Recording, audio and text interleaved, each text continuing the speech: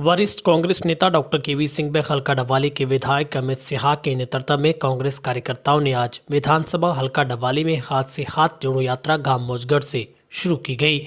मौजगढ़ के साथ साथ लंबी गांव में भी यात्रा का पड़ाव हुआ। यात्रा में पहले गांव में आयोजित जनसभाओं को संबोधित करते हुए वरिष्ठ कांग्रेस नेता डॉक्टर सिंह ने कहा कि वरिष्ठ कांग्रेस नेता राहुल गांधी द्वारा पूरे भारत में निकाली गई भारत जोड़ो यात्रा के बाद हरियाणा में हाथ से हाथ जोड़ो यात्रा का आगाज किया गया है। श्री गणपति ज्वेलर्स डबवाली श्री राम कुमार जी गंगावालों का भारत सरकार द्वारा मान्यता प्राप्त मशहूर हॉलमार्क ज्वेलरी भव्य शोरूम। याद रखें, श्री गणपति ज्वेलर्स नजदीक रेलवे स्टेशन, मीना बाजार, मंडी, डबवाली। संपर्क करें 9306987388। इस यात्रा का मुख्य उद्देश्य राहुल गांधी का संदेश आम जन तक पहुंचाना है। डॉक्टर केवी सिंह ने कहा कि मौजूदा केंद्र व हरियाणा सरकार के राज में महंगाई व बेरोजगारी चरम सीमा पर है। पेट्रोल, डीजल, गैस के दाम आसमान छू रहे हैं, लेकिन इस सरकार को आम जन से कोई सरोकार नहीं है।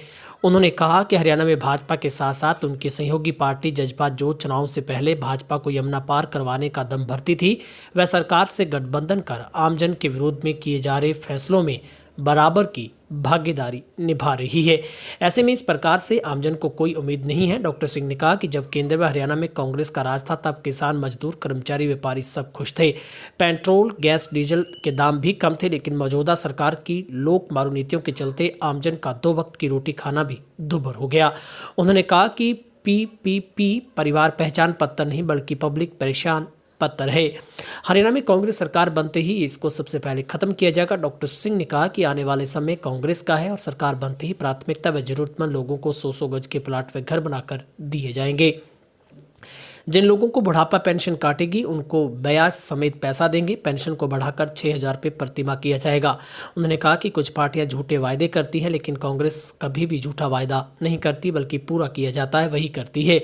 उन्होंने कहा कि कांग्रेस राज बनते ही 300 यूनिट फ्री बिजली, फसल के लिए MSP को कानूनी दर्जा, पुरानी पेंशन स्कीम को बहाल करना, सिलेंडर का रेट 500 रुपये प्रति सिलेंडर करना इत्यादि सुविधाएं लागू की जाएंगी। विधायक अमित सिन्हा ने कहा कि आज इस यात्रा के माध्यम से राहुल गांधी का संदेश देने आए हैं। उन्होंने कहा कि ये हल्का मेरा परिवार और परिवार की बेहतरी के लिए मैं हमेशा प्रयास करता रहूंगा। आपको बता दें कि विधायक अमित सिन्हा की ओर से लगातार विधानसभा में डबवाली आवाम के जुड़े हर मुद्दे को प्रमुखता के साथ उठाया जाता है। राहुल गांधी, भूपेंद्र सिंह हुड्डा, भूपेंद्र सिंह हुड्डा, भाई भूपेंद्र हुड्डा। भारतीय जनता पार्टी लेके आई है ਉਹਦੇ ਨਾਲ ਜਿਹੜਾ ਸਮਾਜਿਕ ढांचा है वो टूटने के कगार से आ गया और 2 सब तो बड़ी दिक्कत महंगाई ते बेरोजगारी और सब तो बड़ी समस्या अगर इसकी कोई दोषी हैगा तो मौजूदा प्रधानमंत्री नरेंद्र मोदी है। मैं उन्हें किसी अखबार से पढ़ या किसी बंदे साधारण कार्यकर्ता ने लिखा सी कि जो गरीब का बंदा पढ़न लग गया तो सरकार ने स्कूल बंद करने शुरू करते और गरीब का बंदा पढ़ के रोजगार लायक होया तो नौकरियां प्राइवेट करती तो गरीब करे की दसो तो हालात इस मौजूदा सरकार ने पैदा करते थोड़े सामने है, सबूत है, तुसी भुगत भोगी हो। सरदार मनमोहन सिंह तो चंगा प्राइम मिनिस्टर पिछले साल से नहीं मिला, ऐसे तो चंगा कोई अर्थशास्त्री नहीं सी। जदों गैस के सिलेंडर का 400 रुपए तो बढ़ा के 410 रुपए करता, साड़ी आदरणीय बहन जी स्मृति ईरानी है वो भाषण दे के वीरांगना बनने की कोशिश की थी। और भारतीय जनता पार्टी के नेता जिहड़े ने वो कपड़े ला के अर्ध नग्न करके कि महंगाई बढ़ गई, असी 10 रुपए सिलेंडर बढ़ाया। ध्यान होना है दोनों। और अज मैनू 1150 रुपया सिलेंडर हो गया। गरीब नू चूल्हा नहीं जला सकता। मैनू सब तो ज्यादा चिंता गरीब की मैं कही इस वास्ते कि मोदी ने एक झांसा दिता दोनों उज्ज्वला गैस सिलेंडर का और भाषण दिता कि मेरी बहन बेटी रोटी चल बनाती है तो चूल्हे से आग आती है तो धुआं आंखा जलती है और उज्ज्वला गैस सिलेंडर मुफ्त दे के बेवकूफ बनाने का काम किया। अगर बीमा कराया तो बीमा मिल जाता है। उदाहरण के नोट नरमा खत्म हो गया सारे पिंड का। किसान तो कुछ चाहे मुआवजा मिल गया या बीमा मिल गया, पर जेड़ा मजदूर है उन्होंने कुछ नहीं मिला। आई कह रहे ना, एक मिनट सुन। तो असी फैसला किया है, उदाहरण तौर से अगर मौजगढ़ पिंड से नरमे का मुआवजा 10 करोड़ आता है तो घट तो घट 15% वो पैसा 2 करोड़ रुपया मजदूरों उस 10 करोड़ से नहीं, वो अलग से किसान का हिस्सा नहीं कटेगा, उससे सरकार देगी उन मजदूरों के पास जिनके पास जमीन नहीं है। कि आप अपना कीमती समय निकालकर इस कार्यक्रम की शोभा बढ़ाने के लिए और ताकत देने के लिए यहाँ पर जो आए हैं, तो आप सबका बहुत बहुत धन्यवाद। मैं मानता हूँ डॉक्टर साहब ने सारी बात पूरे विस्तार पूर्वक आपके समक्ष रखी है, क्या समस्याएं हैं और क्या कांग्रेस पार्टी आने वाले 2024 में सरकार बनाने के बाद करने या काम करेगी, ये दोनों बातें आपके समक्ष पूरी तरीके से रखी हैं। मौजगढ़ गांव की भी बात हुई, जैसे डॉक्टर साहब आंकड़ा दे रहे थे, तकरीबन 33 करोड़ की लागत से जब मैं 2019-20 में विधायक बना तो हमारा एक विधायक आदर्श ग्राम योजना होती है, जिसके तहत 2 करोड़ रुपए की लागत सरकार के माध्यम से आप कोई ना कोई गांव को लेकर उसमें अलग अलग परियोजनाओं के लिए प्रस्ताव दे सकते हैं। उसके लिए मैंने मौजगढ़ गांव से बाकी गांव के साथ मौजगढ़ गांव को भी चुना था और उसमें तकरीबन 33 करोड़ की लागत से 3-4 गांव के लिए मैंने प्रस्ताव दिया था, जिसमें ई-लाइब्रेरी का भी था, वॉलीबॉल बास्केटबॉल कोर्ट का भी था, जिम की सुविधा के लिए भी था। और कुछ ही दिन पहले मैं उस काम का निरीक्षण करने भी यहाँ पर आया था। बड़ा दुर्भाग्यपूर्ण रहा कि अभी तक वो काम 3 साल के बाद भी सरकार और प्रशासन ने उसको पूरा करने का काम नहीं किया। और उस पर जब हमने उस दिन दबाव दिया निरीक्षण करने के बाद, फिर उनका आया कि 1 हफ्ते के अंदर अंदर हम इसको पूरा कर देंगे।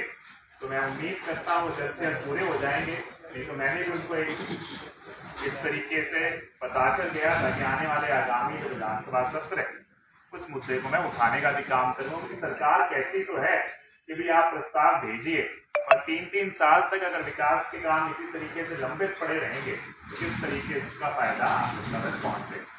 उसी तरीके से जैसे डॉक्टर साहब ने कहा कि जहाँ तक मेरी खुद की मंशा थी, मैंने एक सर्वे भी शुरू किया था कि कौन कौन से ऐसे स्कूल हैं हल्के में जिनको हम अपग्रेड करवा सकते हैं। तो मैं निजी रूप से भी अलग अलग गाँव में जाके मैंने इसका निरीक्षण किया और पाया कि 3 हमारे हल्के के ऐसे स्कूल हैं जो तकरीबन हमारा मापदंड भी पूरा करते हैं, जिसमें आपका एक मौजगढ़ गांव का स्कूल है।